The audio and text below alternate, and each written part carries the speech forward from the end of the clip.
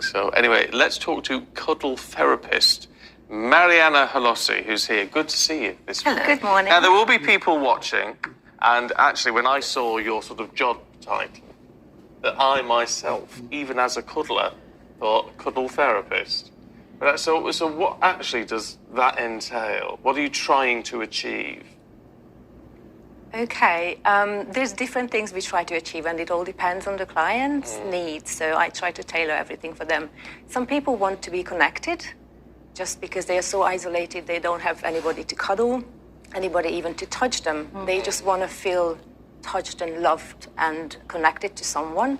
Some people want healing, like if they were sexually abused when they were a child, they don't know how it feels to be safe in someone's arms, and that's where I come in. That's tragic, isn't it? Can you get over that? Can you get through that? Yes. So when I get someone who you think that it's a strong man, and then you cuddle them, and 5 minutes later they look up to you and they say, "This is the first time ever in my life I feel safe."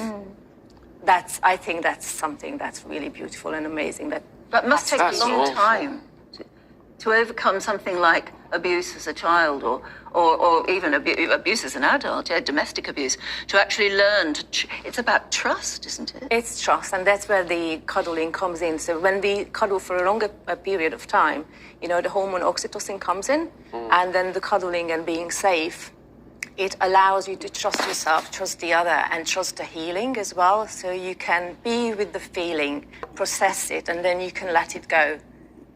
Because lots of people, that's why we don't deal with emotions. It doesn't have to be sexual abuse, any kind of anger, or whatever the emotion is.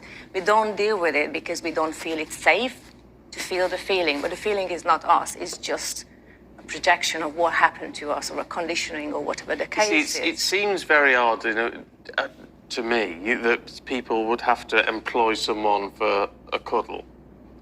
But that's because I've always been in the type of family where you have comes cuddles. Naturally, yeah.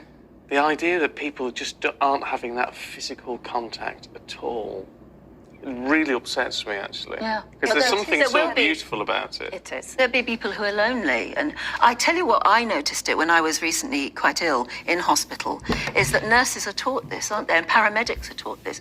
They hold your hand. It's one of the first things. And it almost makes you want to burst into tears. It's so wonderful to have another human being reach out and hold your hand like that. Looking after you, even just touching your shoulder, wearing a pad. Yeah. I'm so glad they obviously do teach that to nurses and paramedics. What about those people who aren't in ordinary life, people who haven't got a problem or whatever, who aren't particularly comfortable? They like their own space a bit more. How do you encourage that? Would you encourage them to have more of a cuddle?